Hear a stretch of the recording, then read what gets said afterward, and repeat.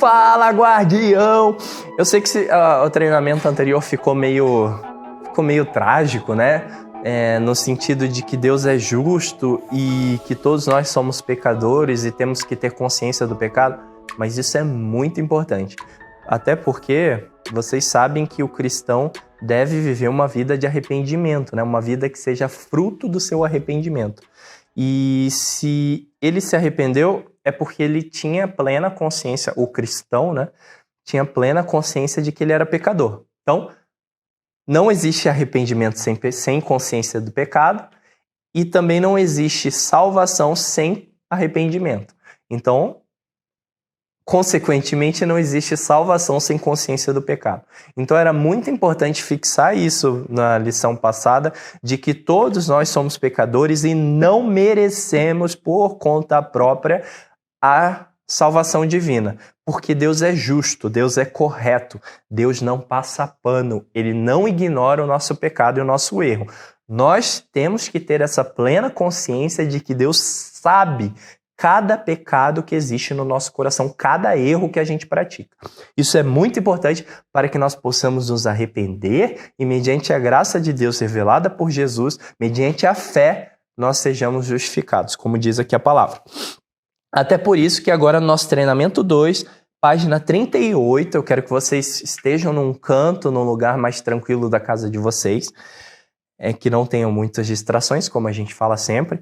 E eu vou até comentar agora no início do vídeo, senão eu vou esquecer lá no final. Comentem aqui depois, quando acabar o vídeo, curtam o vídeo, compartilhem com amigos, com familiares que vocês queiram, para compartilhar essa mensagem que é muito importante. Comentem a frase que mais marcou. Eu sei que vocês são muito inteligentes, inclusive eu estou passando uns textos extras para vocês lerem, que eles podem parecer complicados à primeira leitura, assim, à primeira vista, mas eu acredito muito em vocês, eu sei que com a idade de vocês já conseguem captar muita coisa. Então não se preocupem se vocês não conseguem entender tudo. É importante que vocês, depois dessa leitura, perguntem para o pai ou para a mãe se eles conseguem dar uma clareada no texto bíblico, explicar um pouco melhor, até porque nesse curto tempo aqui do vídeo que a gente tem para gravar, não vai dar para explicar tudo. Ou, se vocês quiserem, ano que vem, na IBD, trazer essa dúvida, falar com o pastor, com o conselheiro do PGM de vocês, conversar com alguém sobre, mas é importante começar pelo pai e com a mãe. Mas, assim, não se preocupe se vocês mesmo assim não conseguirem captar toda a mensagem. Vamos pedir para que o Espírito Santo ilumine o coração de vocês para isso, e a mente, dando discernimento, mas não se preocupe se não conseguirem pegar 100%, porque a Bíblia é assim, a gente lê uma vez, não consegue captar tudo. Lê de novo, capta coisas que não tinha visto antes. Lê de novo e fala, caramba, parece que eu nunca li esse trecho na vida, olha só que riqueza. Então a Bíblia, ela é inesgotável. Vocês vão ler essa palavra a vida inteira de vocês, assim eu espero, em nome de Jesus. Vocês vão passar a vida de vocês estudando esses textos e vocês, mesmo com 100 anos de idade, vocês vão extrair riquezas desse texto que não tinham extraído quando eram mais jovens, beleza? Agora em Romanos 6, 23, reforçando que a gente viu que o salário do pecado... a gente viu que todos pecamos e por isso estamos destituídos do padrão da glória de Deus. Nós passamos para Romanos 6, 23, que depois nas lições finais dessa apostila nós vamos ver novamente esse versículo, que diz assim: pois o salário do pecado é a morte, mas o dom gratuito de Deus é a vida eterna em Cristo Jesus, nosso Senhor.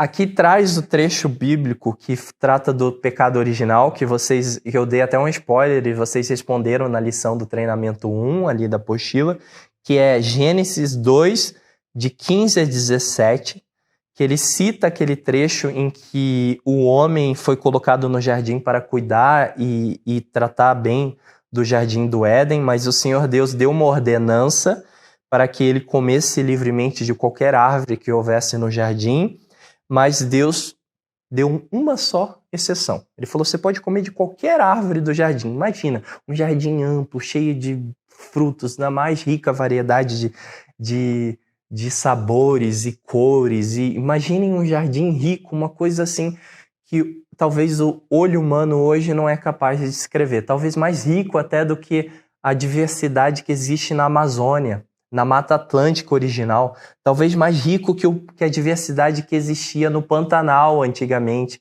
antes de, infelizmente, o homem queimar e destruir, né? Imagine um jardim muito rico. Deus deu tudo aquilo para o homem e falou assim, só tem uma única árvore ali no jardim. Ele diz assim, que você não deve comer, pois é a árvore do conhecimento do bem e do mal, porque no dia em que dela comer, certamente você morrerá.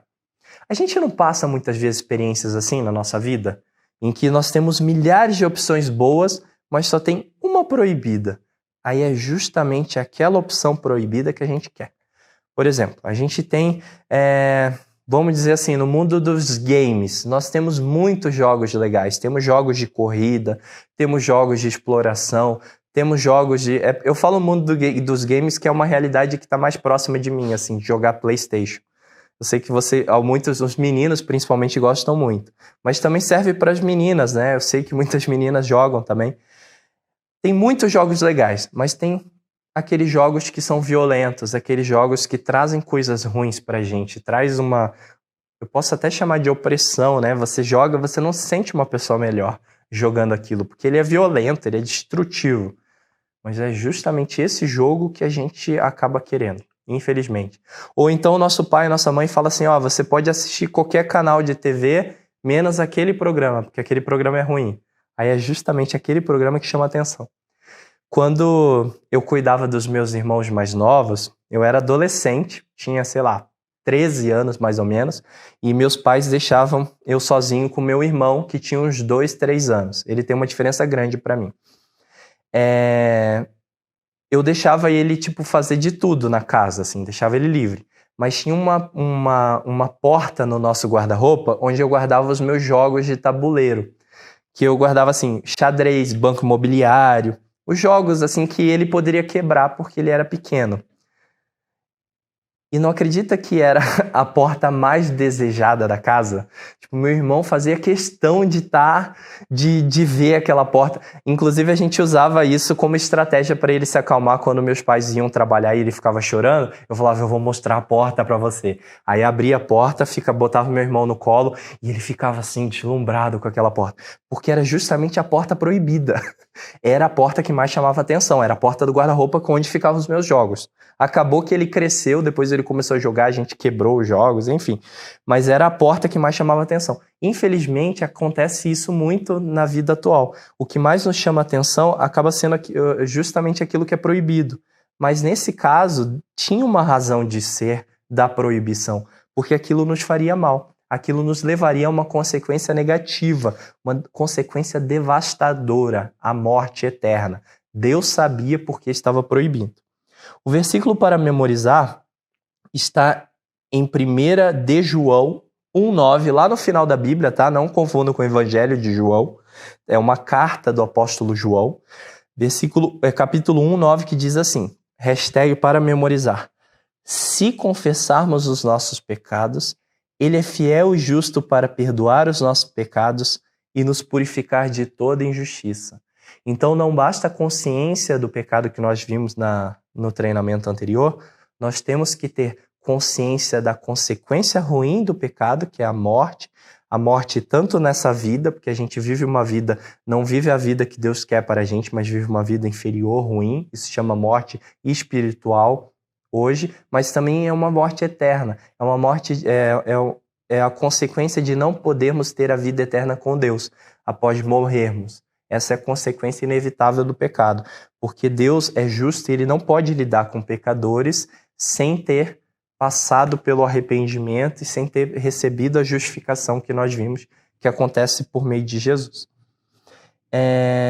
E aí, não só ter a consciência, como a Bíblia também diz que há necessidade de confissão do pecado. O que é confissão do pecado? É você dizer que você pecou, chegar para Deus e falar: eu pequei, eu fiz isso, e eu tenho consciência de que isso foi errado. Ah, Deus, perdoa porque eu menti para o meu colega, porque eu menti para minha mãe, para o meu pai, porque eu desobedeci. Isso é confessar, é você ter a plena consciência e falar.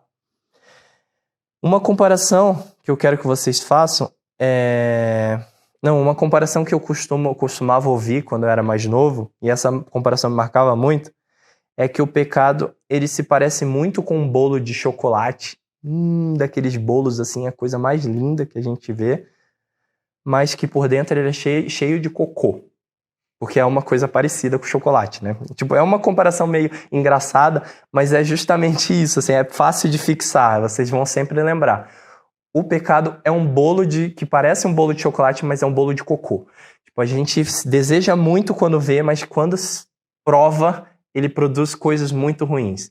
E também tem uma frase que é muito famosa, que diz assim, que a batalha contra o pecado é a única batalha na qual vence quem foge.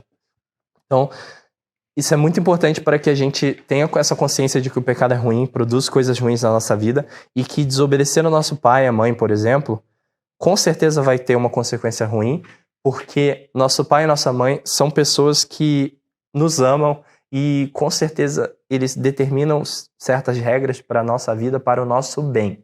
Se vocês não concordam com alguma coisa que eles mandam, fale com eles, converse francamente, mas não desobedeça. Porque a desobediência é um pecado muito grave, principalmente na idade de vocês, tá?